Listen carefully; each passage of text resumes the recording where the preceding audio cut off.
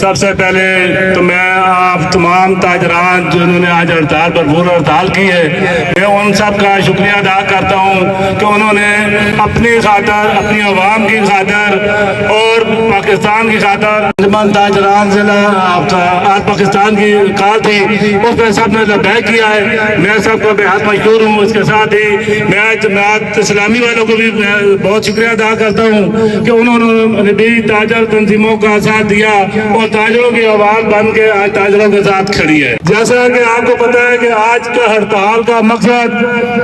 یہ ہے کہ تو آپ سب لوگ مہنگائی سے بھی پریشان ہیں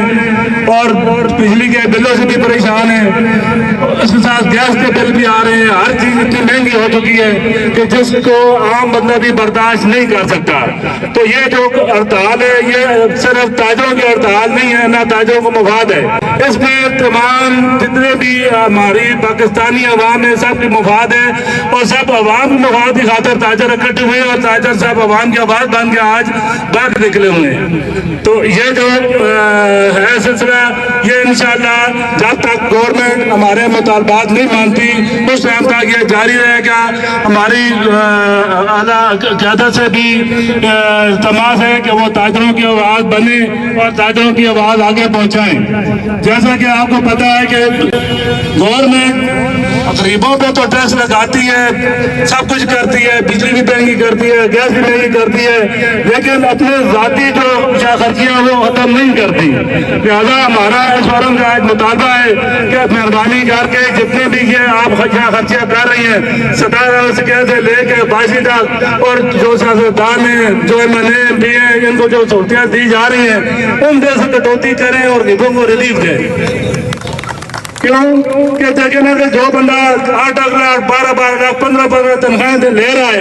اس کو تو آپ 2,000 لیٹر پیٹرول دے رہے ہیں اور اس کو بجلی کے بل آپ فری، اس کو بجلی بھی دے رہے ہیں، اس کو یونٹیں بھی فری دے رہے ہیں، لیکن جو دیہڑی لگاتا ہے بندہ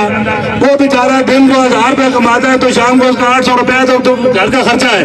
اس کے علاوہ باقی اگر وہ بجلی کے بل آ جائے تو بیچارہ